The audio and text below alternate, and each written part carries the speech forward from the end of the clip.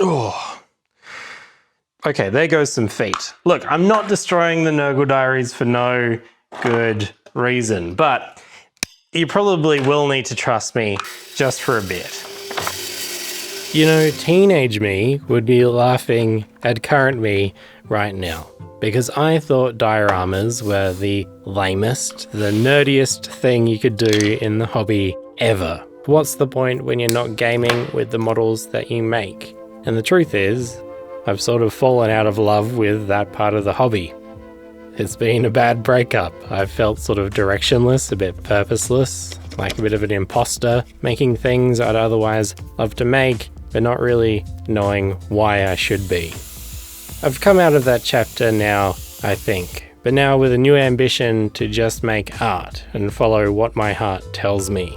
I think as well I've grown a new appreciation for the medium of scale modelling, and more specifically, what it can be outside of the normality. So that's the journey I'm on now. Life after gaming, I guess. Dramatic phrasing, but I think it's true. Well, that is the first diorama done. You wouldn't recognize this giant model here. This guy I made on my 26th birthday. He's sort of like an amalgamation of unfinished projects. Sort of a testament that, you know, unfinished projects are just a bigger bits box.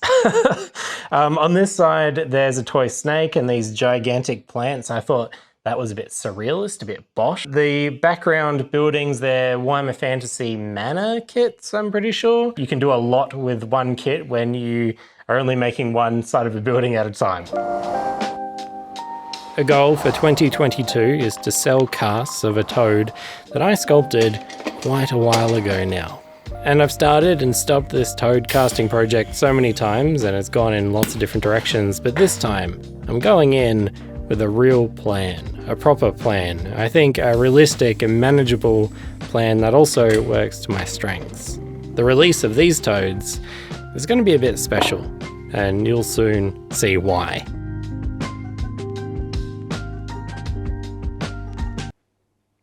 Nice.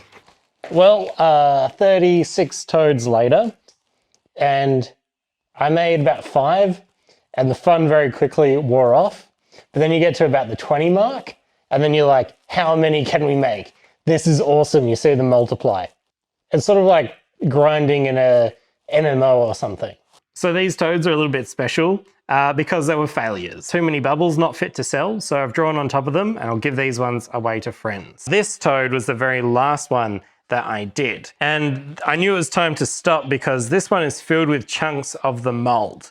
By the, I think I've got maybe like 45 casts out of this in its time. And by the end, yeah, I was getting little bits of mold in its back as I would pull it away. The inside is very brittle. No good. I'll have to cut this mold up and throw it away. Maybe I'll include it in the toad packaging or something. That could be fun. I picked up this very cursed looking jewelry box at my local antique shop, and I think it's going to be the basis of my next diorama. I'm making this diorama with a story in mind, and it goes a little something like this. 2 travellers of the vast and ever mundane Wiltern wastes for centuries have crossed paths. Always the same place, around the same time, but neither have exchanged little more than a greeting. It's a kindness, they think, with the long road ahead. How else to occupy their mind, if not dream of the life that the other may be leading?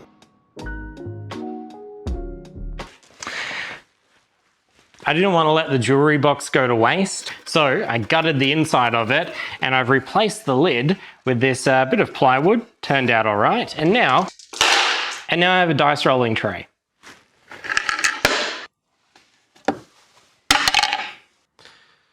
So after all this time, I'm going to try to mold and cast my Grimdark Demon Prince. And I've told this story so many times that I am going to try to mold and cast it.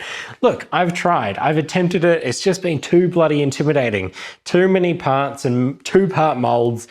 It's too much for me. So I think the solution is to actually change the model itself to accommodate the molding and casting process, which hurts me a lot because I love how he looks at the moment. But I think more important is that I achieve the goal that I wanted to achieve, which is to make multiple copies of him.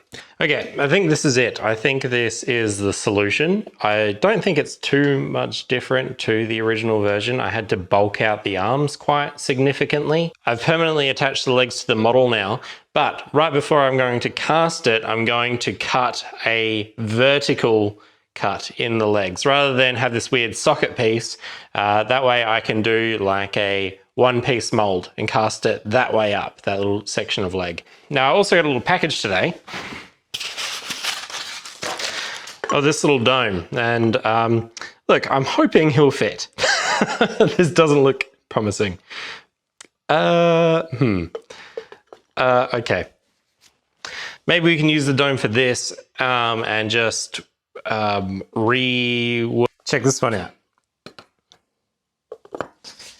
Yeah, is that cool? This is using fluoro spray paint, and it makes this like weird crackly fluorescent effect. A while ago, I digitally sculpted these cultists, and that was the start of the Tzeentch Chronicles. Yeah, that went nowhere. But I want to use them now in a diorama with this guy.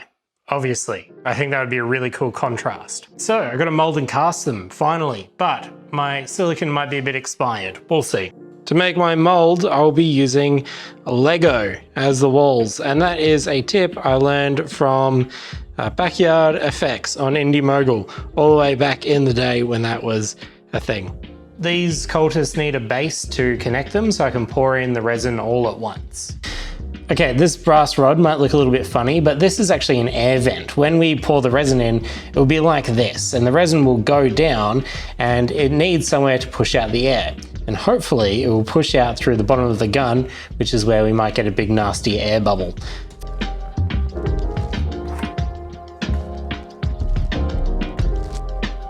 All right, all clayed up. Let's pour some silicone.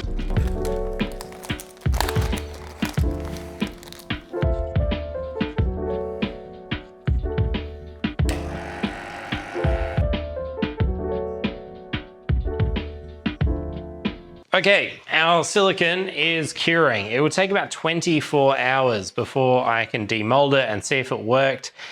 I think it's going to be okay though. The silicone was actually much thinner than I expected it to be for old silicone.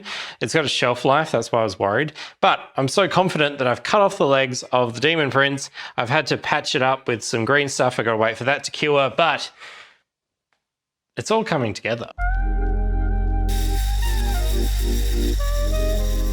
I'm really excited for this new phase of the Nurgle Diaries because I think, to me, it's an honest one.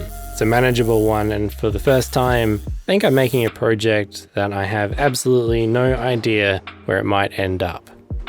And I think that's sort of cool, and a really good reason to document it. Yeah, look, next episode we'll probably tackle this big guy, so consider subscribing so you don't miss out. Patreon.com/miscast as well if you want behind the scenes stuff, tips and tricks. We do like a twice weekly newsletter over there. We're working very hard to make it very cool. Also arcaneugly.com if you like tabletop RPGs. It's mine. Okay, I think that's all I need to show you to survive. Thank you. All right, bye.